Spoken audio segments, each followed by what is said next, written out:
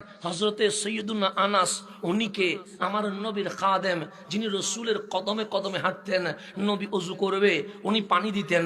নবী পানি মুছবে, উনি গামছা দিতেন। রসুলের স্যান্ডেল লাগবে, উনি জুতা মোবারক এগায়া দিতেন। 10 বছর লাগাতার আমার নবীর খেদমত যিনি করেছে, ওনার নাম হযরতে আনাস বিন মালিক রাদিয়াল্লাহু তাআলা আনহু। এসেছে 10 বছরে খেদমত করেছে। আরো কয় বছর?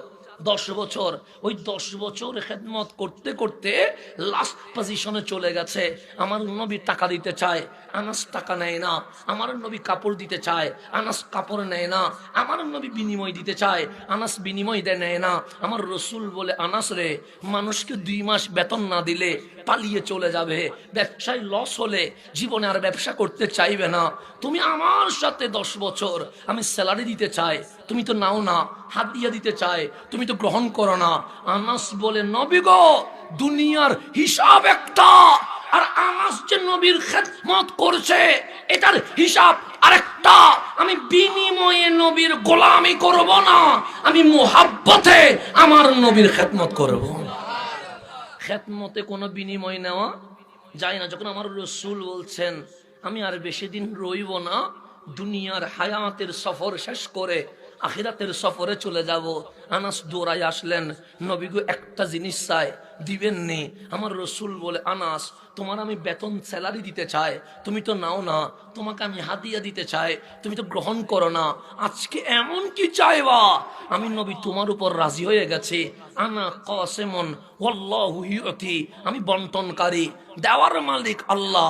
আনাস একটা না, আজকে তুমি 1000টা চাও, আমি নবী সবটাই দিতে রাজি আছি। আনলিমিটেড প্যাকেজ দিয়ে দিছে। আনাস চাও? আনাস বলে, নবী আমার টাকা লাগবে না, আমার গাড়ি লাগবে না, আমার বাড়ি লাগবে না, আমার স্বর্ণ লাগবে না, আমার দুনিয়ার কিছু লাগবে না। আমার রসুল বলে, আনাস এমন ভাবে দৌড়ায় আসলা যেন মনে হচ্ছে গাড়ি বাড়ি কিছু লাগবে। কিচ্ছু লাগবে না তো কি লাগবে? সাহাল্লি শাফা, নবীর এই যেদিন সূর্যের নিচে চলে আসবে, জমিন মাটি থাকবে না, তামা হয়ে যাবে, উপরেও গরম নিচেও গরম। উপরে গরমে মগজ সিদ্ধ হবে, নিচের গরমে রক্ত পানি হয়ে যাবে। বাবাও বলবে নফসি, মাও বলবে নফসি, ভাই বন্ধু বলবে নফসি, আমিও বলবো নফসি। নবীর এই ওই দিশাহারা সময়ে আদম সফিউল্লাহ থেকে ঈসা রুহুল্লাহ তাক সবাই বলবে নফসি। তো আমাদেরকে বাঁচাবে কে? নবী গো, আমি দেখলাম হাল্লি শাফা, আপনি নবী যদি সুপারিশ করেন তাহলে আনাস আর চিন্তা করবে না, কারণ নবীর সুপারিশে আনাস জান্নাতে চলে যাবে।